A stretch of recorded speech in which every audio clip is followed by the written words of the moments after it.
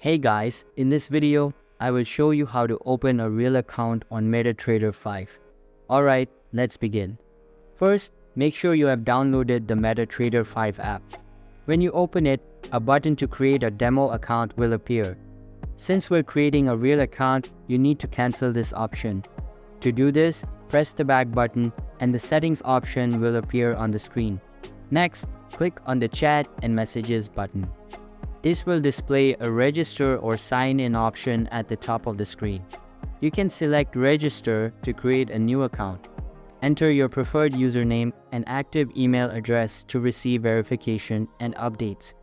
It's important to use a valid email for this step.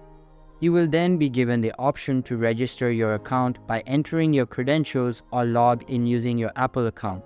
If you're using Android, you can also log in using your Gmail or other active email accounts.